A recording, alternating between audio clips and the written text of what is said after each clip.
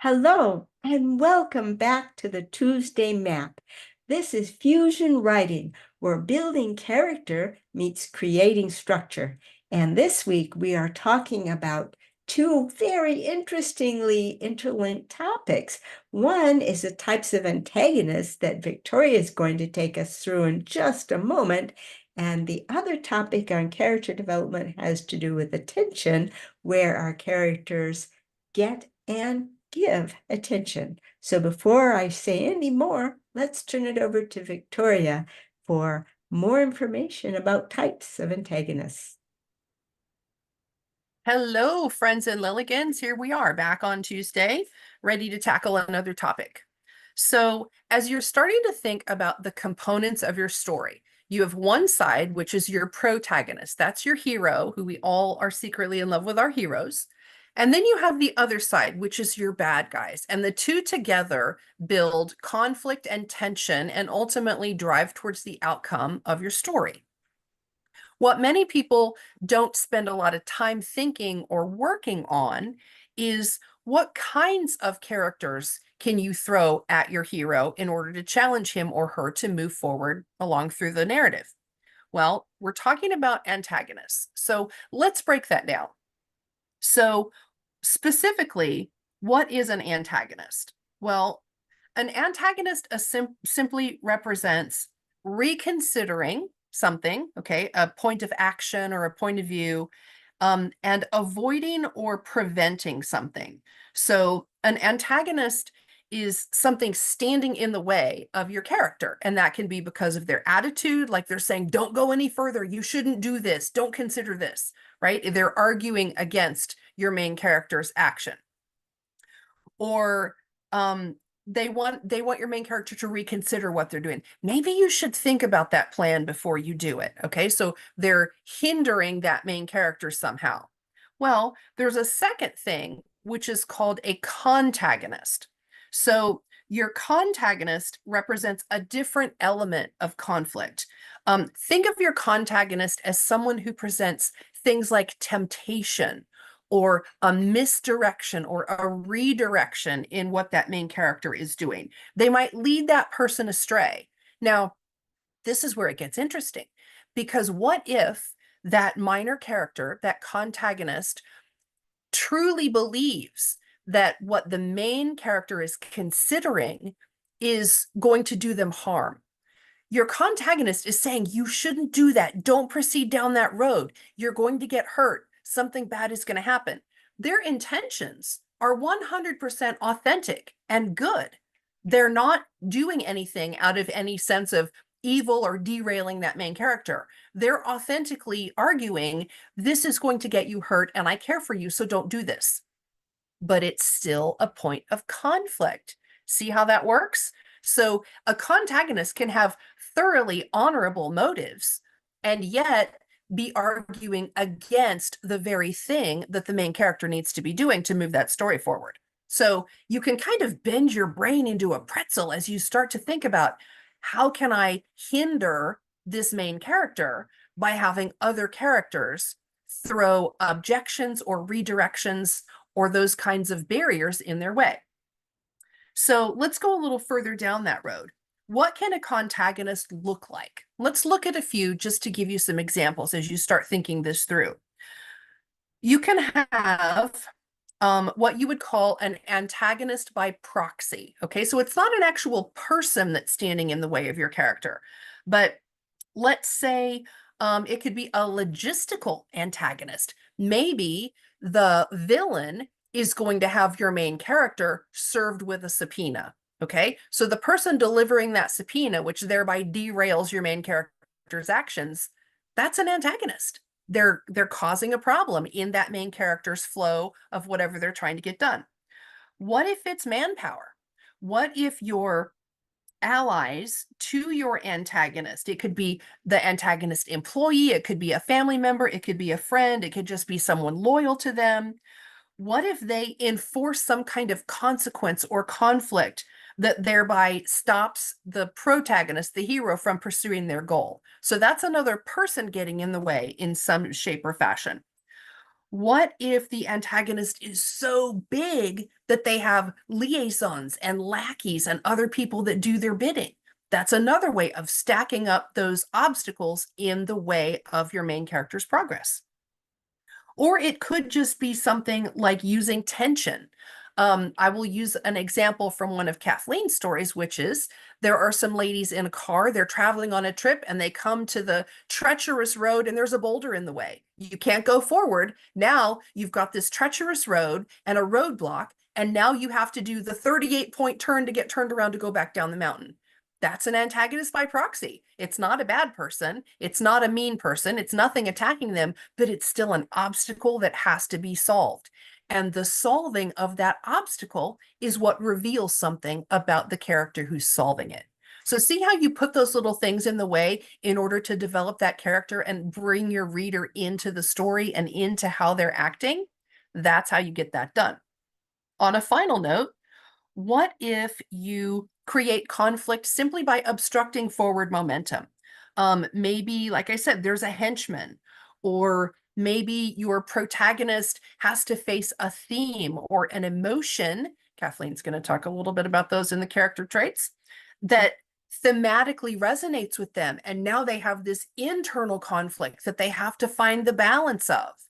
This is where your character traits come in, certainly as antagonistic forces, because sometimes the struggle is internal and that main character is having to find balance and deal with those traits as they figure their way through the situation and the emotions that they're feeling to deal with it. On a final note, what about opponents that can't be represented by another person? The boulder is a perfect example, but you also have things like weather. Perhaps there's a storm and the storm traps those characters together in a certain place and now they have to deal with each other and their problems. That could be good. What if it's a threat to their survival?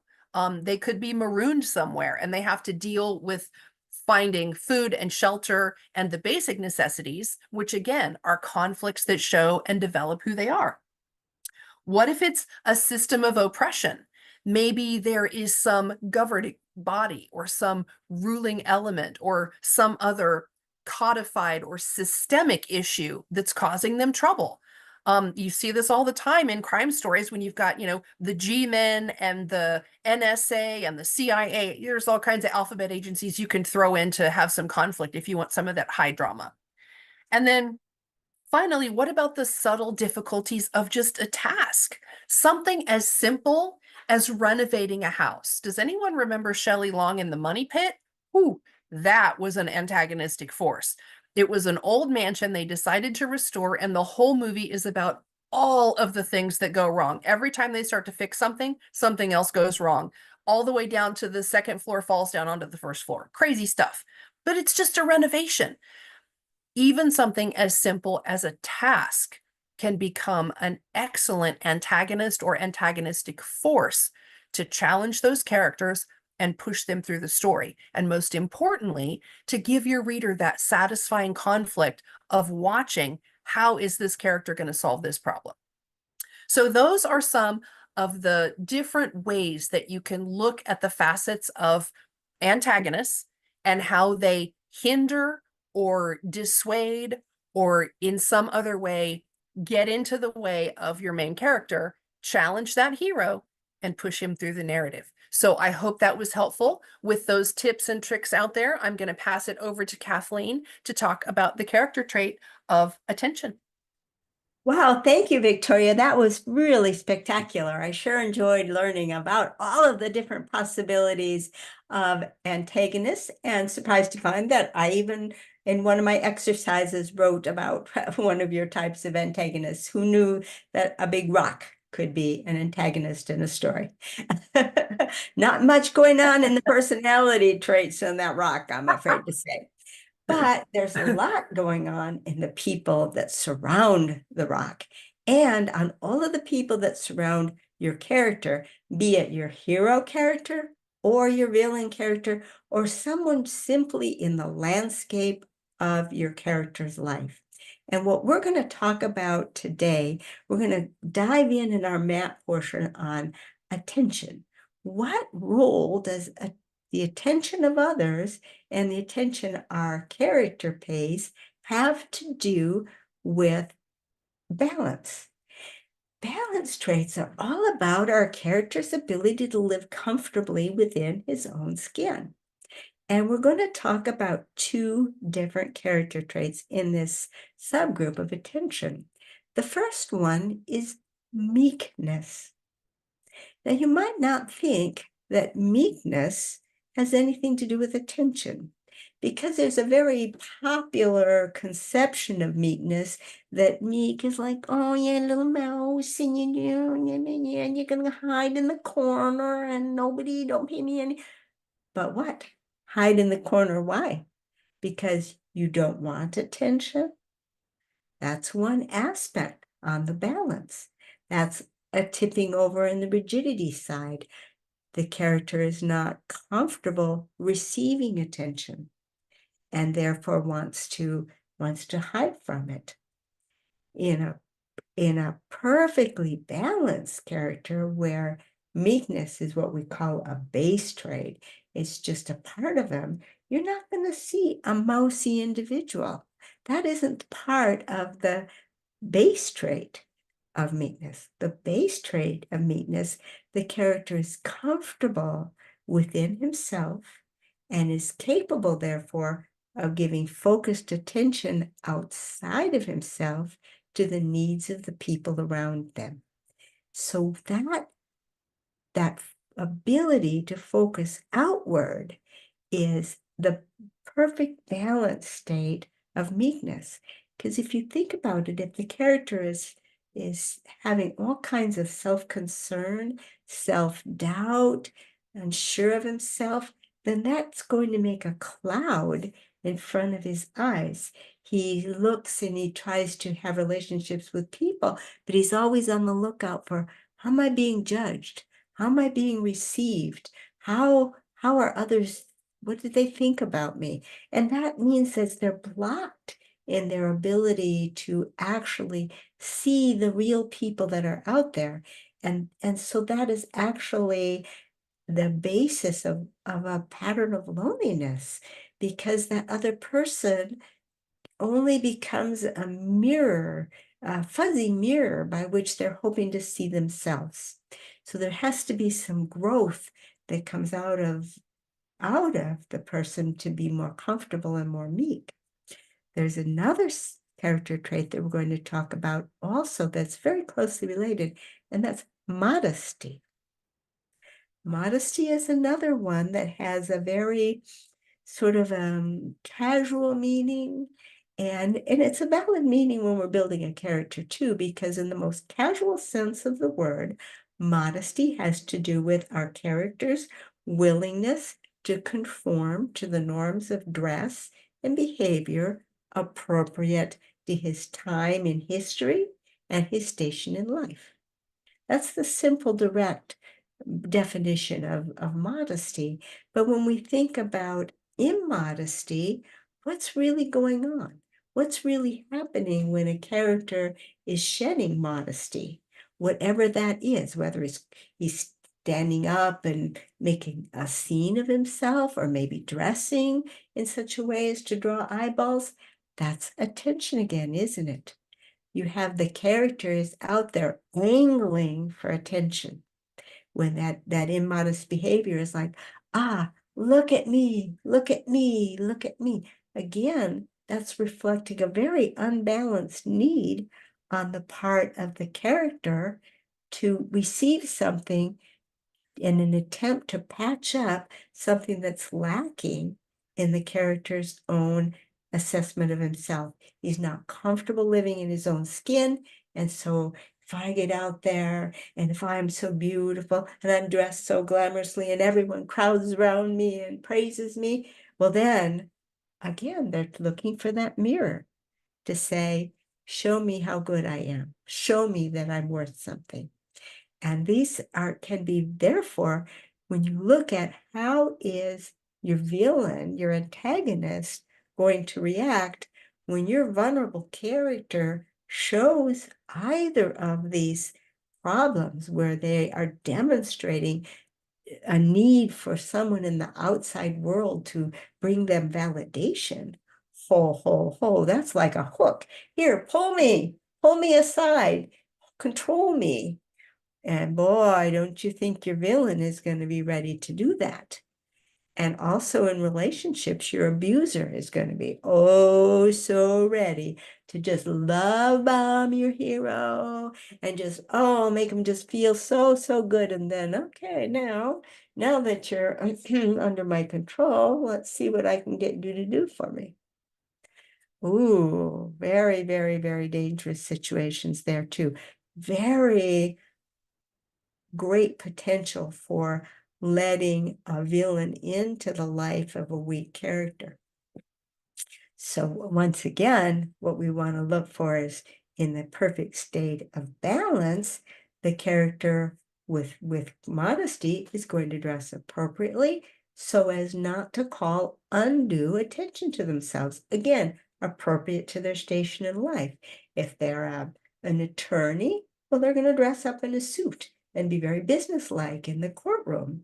If the person is a chef, well, they're going to have the appropriate attire so that when they're cooking mad dash in the kitchen, they can splash food on themselves and it's okay because their white coat is perfect for that behavior. So that's what we're looking for in a balance trait.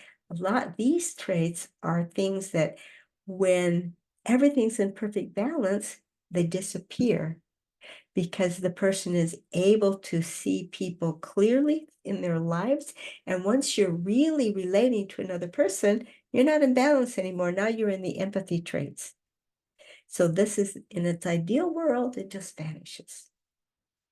So I'll turn it over back to Victoria for any closing words that she may have to say. Oh, absolutely. This is just, it's a gem. It's just a gem because when you start to think about how can I challenge my characters, just looking at the different ways that you can get inside their brain, get inside their emotions, and really start to dig into why they do what they do and how characters are going to start to play off of one another. Something like just looking at meekness is terrific material. So as we go through these exercises, and Kathleen is sharing how these traits can begin to form levers that allow you to guide that character both emotionally and mentally through their actions and their reactions, that stuff is just gold. Just play with those traits, start playing them off of each other, use the profile tool, and start to think about how can I really get inside this person's head and understand what I need to do with the story to challenge them. And then start looking at that list of antagonists and those forces and how it all comes together in order to provide the glue for both sides of the story. This is so exciting, and I am so grateful that you guys are here with us. We're just doing good stuff. And at the end of the day, we're writing great stories, and that's why we're here. So be sure to join us over in LiLLiPub, because over there in LiLLiPub, the lesson doesn't end on Tuesday. We talk about it through the week. And on Saturday, we have our wonderful fusion writing gatherings where we talk about writing that different members have submitted through the week. And we share what we're doing and just have a wonderful get together. So if you want to be a part of it, just pop on over to lillipub.org, because if you can imagine, if you want to write, being surrounded by writing coaches and encouraging readers who will help get your story off the ground, there's just nothing like it. I mean, yes, we have dues, small dues, $8 a month, but man, you cannot get a personalized coaching like that for $8 a month. Come on over to LiLLiPub and you're going to have a great time.